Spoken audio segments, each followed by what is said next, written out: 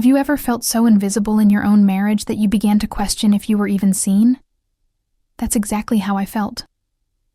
My husband, the man I thought I would grow old with, was slowly slipping away, emotionally, physically, and mentally.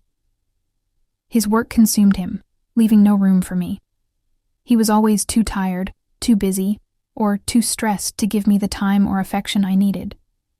So, I did something I never thought I would. I joined the gym. I thought it would be just a way to get in shape, but little did I know, it would lead me down a dangerous path.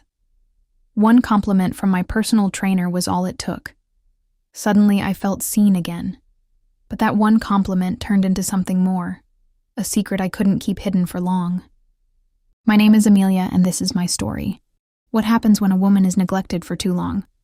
I found out the hard way. And you won't believe how it all ended. When I first met my husband, Jason, he made me feel like the most beautiful woman on earth. He would hold my hand in public, kiss my forehead for no reason, and tell me how lucky he was to have me. I felt cherished. I felt seen.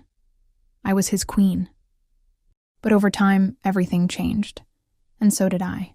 At first, I told myself it was normal. Marriage isn't always exciting. People get comfortable. Life gets busy. But Jason, he didn't just get comfortable. He forgot me. He worked long hours, sometimes late into the night.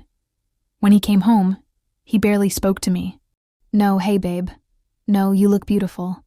No warm hugs or playful touches. Only exhaustion. Only complaints about work. Only silence. At night, I would reach for him in bed, wanting to feel close to be touched. But he would turn away, sighing. Not tonight. I'm tired. If I insisted, he would say, "You wouldn't understand. You're at home all day. I work hard to provide." That hurt. As if being a housewife meant I had no struggles, no feelings. I felt like a ghost in my own home. One day, I decided to join a gym. Not for Jason, but for me. I wanted to feel better, to look better, to do something that made me feel alive. And for the first time in a long time, people noticed me. "Wow, you've been putting in work. You look amazing. I bet your husband can't keep his hands off you." I forced a smile at that last one. If only they knew. At home, Jason didn't even look at me, but at the gym, I felt seen, especially by one person. His name was Eric. Tall, confident, always flashing a perfect smile. At first, it was just small talk.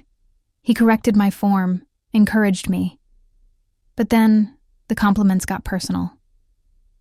"You have the most beautiful eyes. Your husband is a lucky man." I laughed it off, but deep down I craved those words. One evening, as I was leaving, Eric stopped me. "You okay? You seem distant." I don't know why, but I told him everything. How Jason barely touched me, how I felt invisible. Eric listened, and when I cried, he wiped my tears. The way he looked at me, I hadn't felt that kind of desire in years. And that night, I made the biggest mistake of my life. It wasn't planned, but when he kissed me, I didn't stop him. When he touched me, I didn't pull away. For the first time in so long, I felt wanted. I felt alive. That night wasn't just about sex. It was about feeling like a woman again. And I hated that I loved it.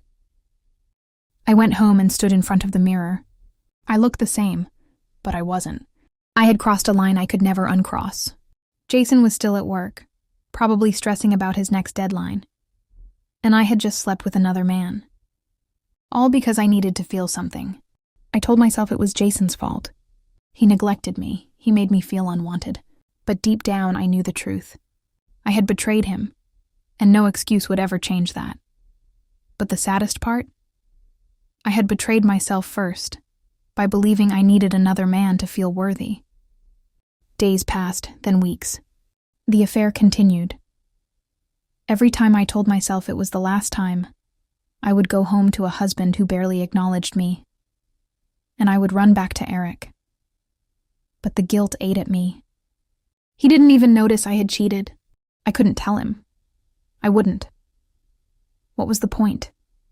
He'd never noticed the quiet pain in my eyes, never heard my unspoken cries for attention. He hadn't touched me for weeks, maybe even months, and now, what would telling him do? He was too wrapped up in his own world, too exhausted from work to even look at me the way he once did. The affair wasn't about sex. It wasn't about him not fulfilling my physical needs. It was about feeling invisible. I was desperate to be seen, to be touched, to be cared for.